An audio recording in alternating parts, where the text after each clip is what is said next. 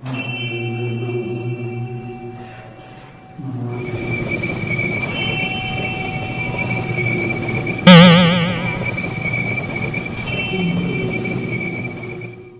vais vous raconter ma vie avant le cancer. Le jeudi 12 décembre 2021, afin d'améliorer ma condition physique, j'avais commencé une alimentation raisonnable. 7 fruits et légumes tous les jours, accompagnés de poissons ou de poulet, cuits sur le grill, sans huile, ni sel, ni sauce. Je buvais 2 à 3 litres d'eau par jour, parfois un petit verre de vin. Sauf depuis les événements du 13 mai 2024, je buvais un verre de vin chaque soir. Je n'ai jamais été ni alcoolique ni ivrogne. J'ai cessé de fumer depuis 27 ans. C'était en 1997. Je pesais 80 kg 600. Je venais tout juste de créer ma propre salle de musculation.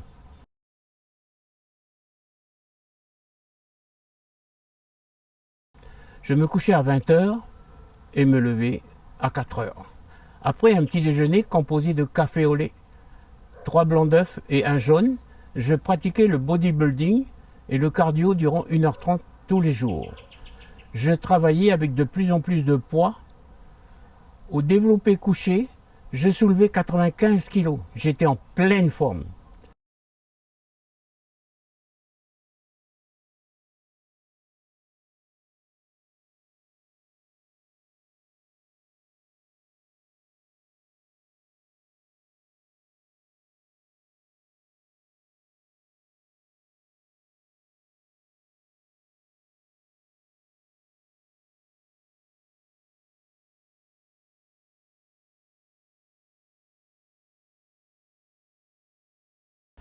Sur la piste cyclable de la Côte Blanche, je pédalais tous les jours pendant 1 heure.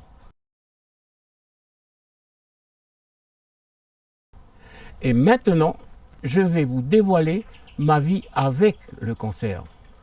Tout d'abord, je vais énumérer les signes précurseurs du cancer des voies biliaires.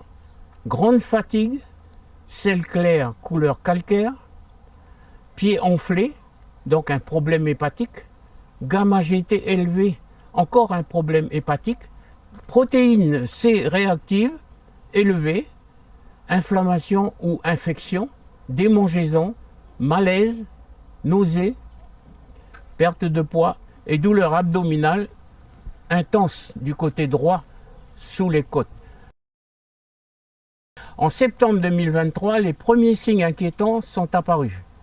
Je ne pouvais plus soulever les poids habituels.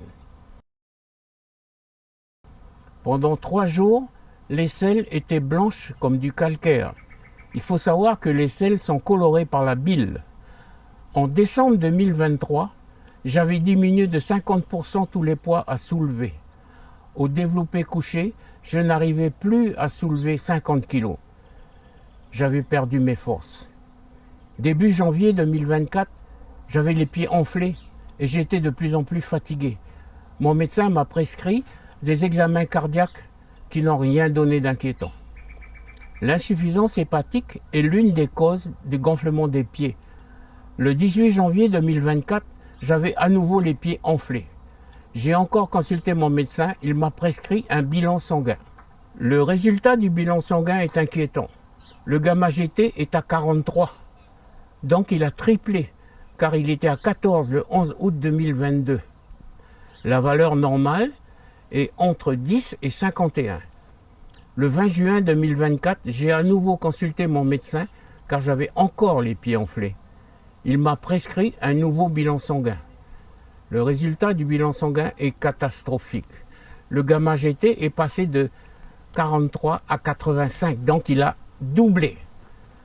Le marqueur protéine C montre une infection ou une inflammation 10 fois supérieure à la norme, 54,2, alors que la valeur normale est inférieure à 5,2.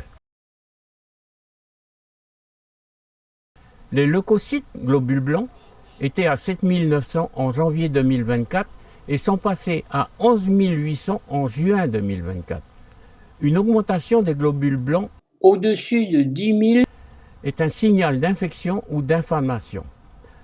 La valeur normale est située entre 4000 et 10 000. Mon calvaire a commencé le 19 septembre à 0 heure. J'ai été réveillé par une douleur épouvantable au niveau du foie. J'ai absorbé du Gavisconel et Pariet 20 mg sans aucun résultat. N'y tenant plus, je me suis rendu aux urgences du Medipôle à 3h30. Rapidement, on m'a pris en charge. Après un bilan sanguin, un électrocardiogramme et un scanner, l'urgentiste m'a annoncé qu'il y avait un soupçon de cancer au foie et que je devais prendre rendez-vous avec le docteur Derrick, hépato-gastro-entérologue. J'ai obtenu un rendez-vous pour le 25 septembre 2024. J'étais avec ma compagne dans la salle d'attente. Le docteur Derrick est venu me chercher et demandait à ma compagne de venir avec nous dans son bureau. Nous étions assis en face du médecin qui avait l'air embarrassé. Il nous annonce « Vous avez un cancer qui est souvent décelé tardivement et qu'il fallait une biopsie pour confirmer. » J'avais l'impression que le ciel me tombait sur la tête. J'avais envie de hurler, de frapper le bureau du médecin. Mais ne voulant pas inquiéter ma compagne, je n'ai rien laissé paraître. Pourtant, j'étais désespéré, car avec le cancer des voies biliaires, l'espérance de vie est de 2 à 5 ans. Tous les examens ont déterminé que j'avais un cancer des voies biliaires type 4. C'est donc un cancer métastasé. J'avais des métastases au foie, au poumon et au cerveau. Le cancer des voies biliaires type F4 est inopérable et incurable. Je considère ce cancer comme une injustice comparativement aux alcooliques et aux ivrognes. Je me voyais partir dans les étoiles. Heureusement, fin novembre 2024, j'ai eu un sursaut de volonté. J'ai pensé à ma compagne, à ma fille et sa petite famille. J'avais le devoir de ne pas les abandonner. Fin octobre, je pesais 62 kilos. J'avais perdu 18 kg 600. Je n'avais plus de force et je marchais en titubant. Je n'étais plus que l'ombre de moi-même. Avec l'épée de Damoclès au-dessus de ma tête, je vis chaque jour comme le dernier. J'avais beaucoup de difficultés à grimper les escaliers, car j'avais du mal à respirer.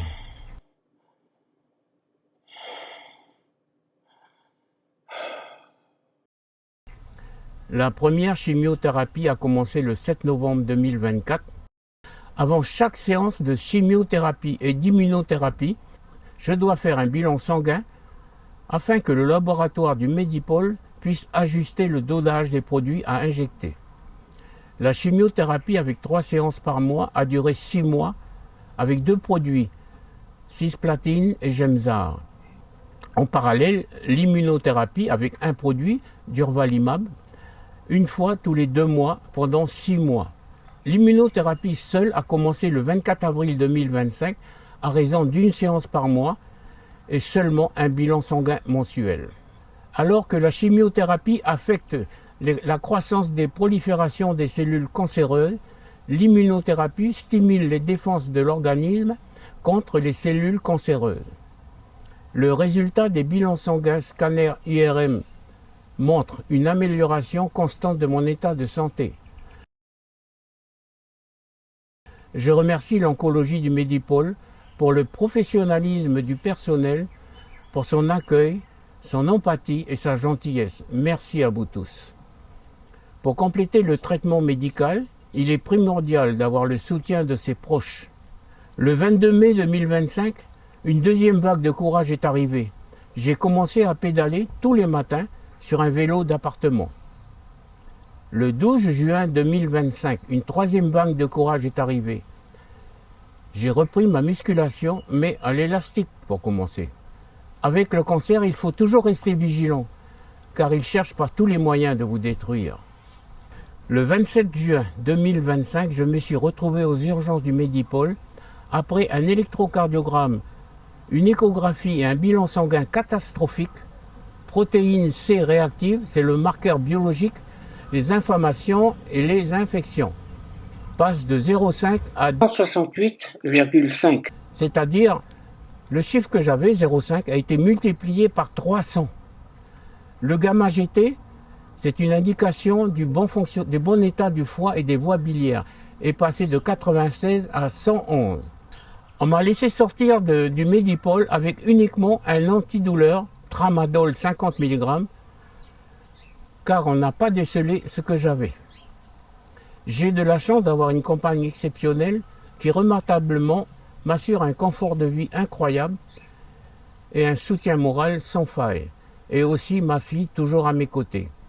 Avec tous les renseignements que j'ai récoltés d'un bout à l'autre, je sais très bien que l'on ne guérit pas d'un cancer des voies biliaires, mais au fond de moi-même, j'espère que je pourrai vous raconter ma vie après le cancer.